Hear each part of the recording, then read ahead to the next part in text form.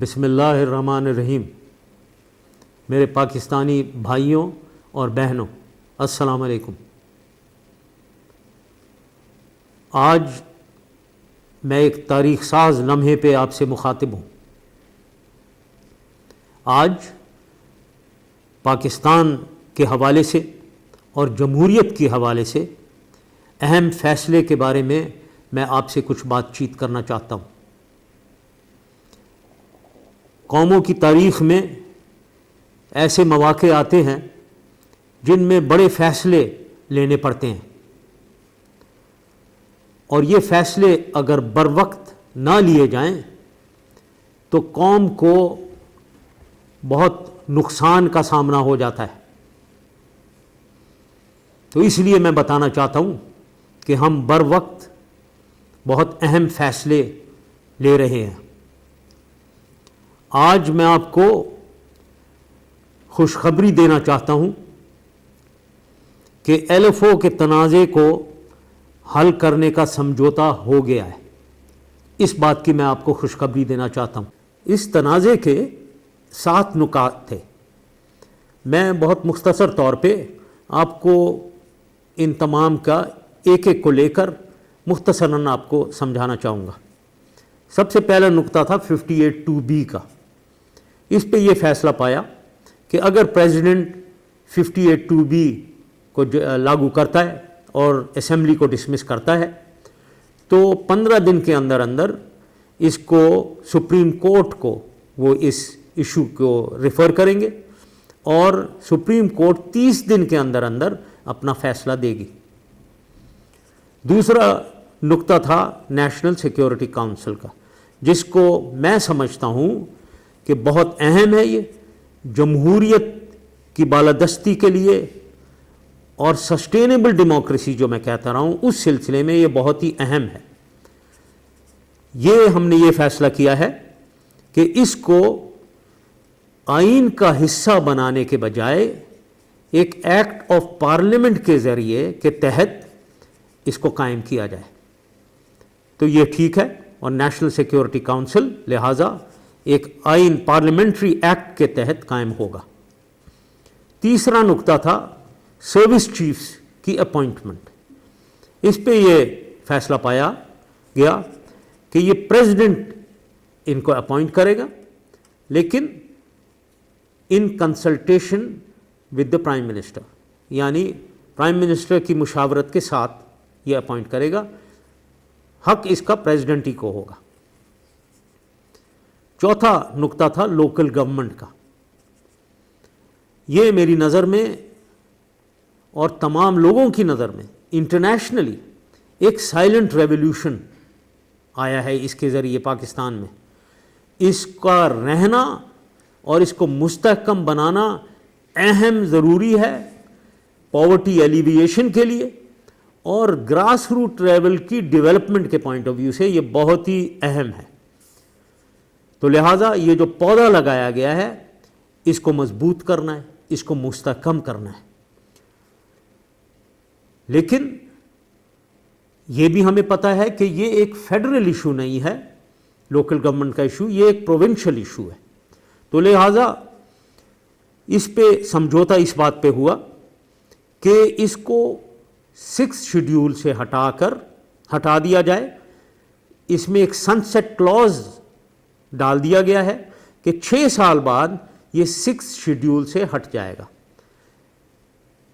اس کا اگر جائزہ لیا جائے تو یہ ہے کہ ابھی اس کا مطلب یہ 6 شیڈیول سے ہٹے گا 2009 میں، دسمبر 2009 میں۔ اس سے پہلے دسمبر 2005 میں ایک الیکشن ہوں گے اس کے، اور اس کے بعد اگست 2009 میں الیکشن ہوں گے، یعنی 2 الیکشن ہو جائیں گے، اور مجھے پورا یقین ہے یہ بہت مستحکم اور مضبوط ہو جائے گا۔ اس کے بعد یہ 6 شیڈیول سے اسے ہٹا دیا جائے گا۔ مجھے پورا یقین ہے اور میری اس کے بارے میں پوری سپورٹ بھی رہے گی کہ اس میں کمزوری نہیں آئے گی۔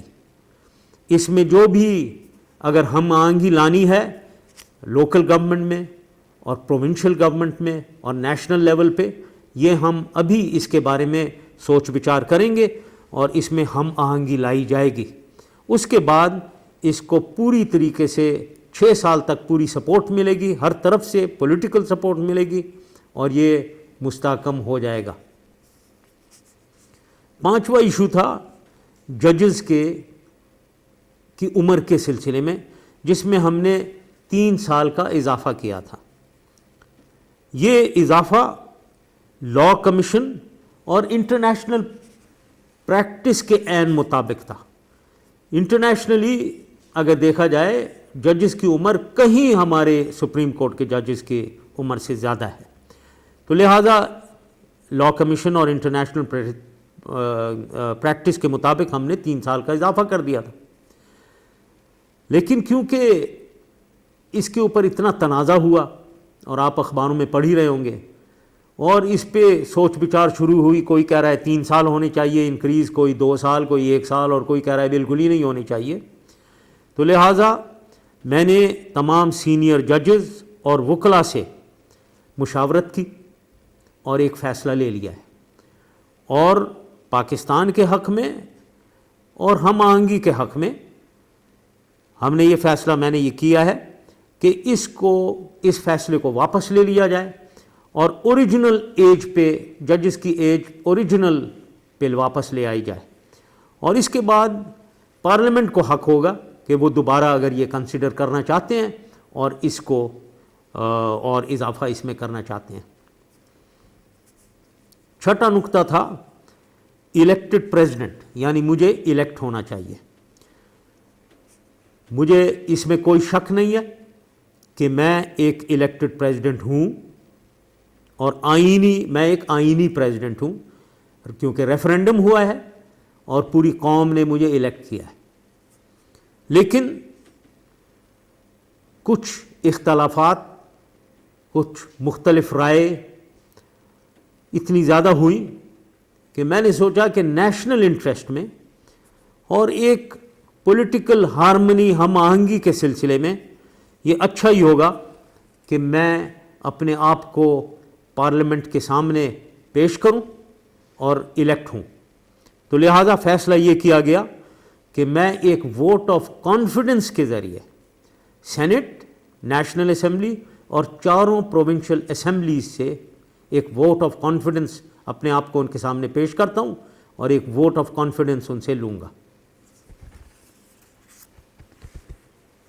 آخری ایشو تھا یونیفارم کا. یہ بہت پیچیدہ ایشو ہے. یہ میرے لیے ذاتی طور پہ ایک مشکل فیصلہ.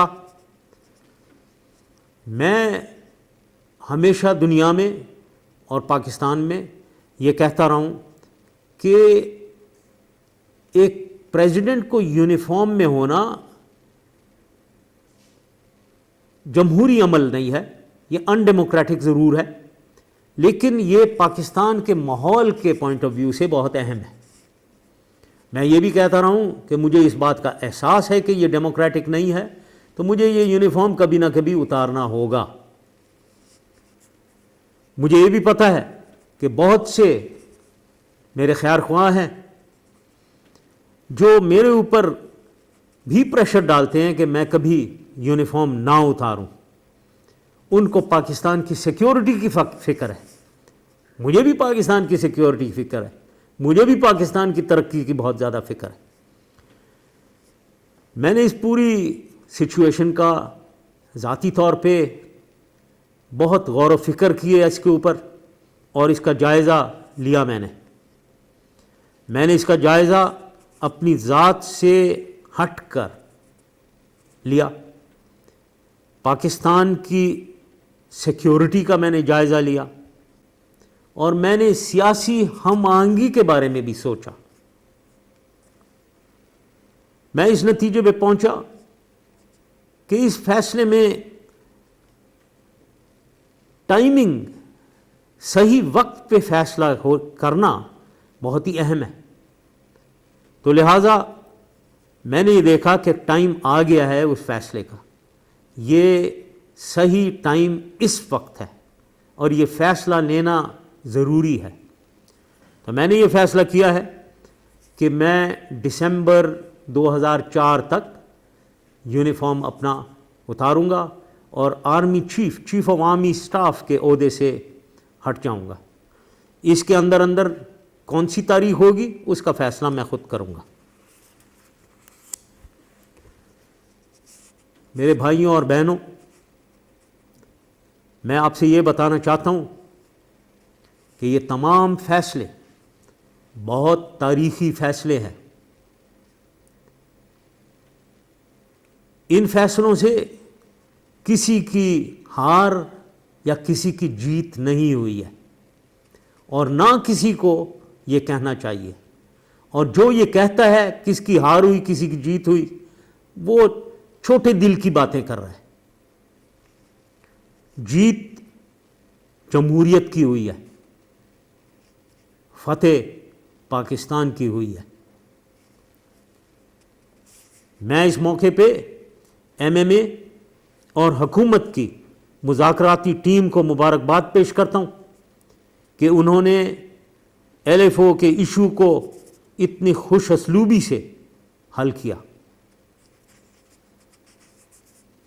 میں تمام پولیٹیکل پارٹیز سے توقع رکھتا ہوں آئندہ کہ وہ اسمبلی کی کارروائی کو جمہوری طریقے سے اور ہم آہنگی سے چلائیں گے۔ آخر میں اللہ تعالیٰ کا شکر گزار ہوں، میں اللہ تعالیٰ کا شکر ادا کرتا ہوں کہ انہوں نے اس فیصلے پہ میری مدد کی اور میری رہنمائی فرمائی۔ میں پاکستان کے عوام کو اس موقع پر مبارکباد دیتا ہوں، اور میں ان کو یقین دلانا چاہتا ہوں اپنی طرف سے، اپنی ذاتی طرف سے، کہ پاکستان کی سالمیت اور پاکستان کی ترقی پہ انشاءاللہ تعالی کوئی آنچ نہیں آنے دوں گا۔ اللہ تعالی ہم سب کا حامی اور ناصر ہو۔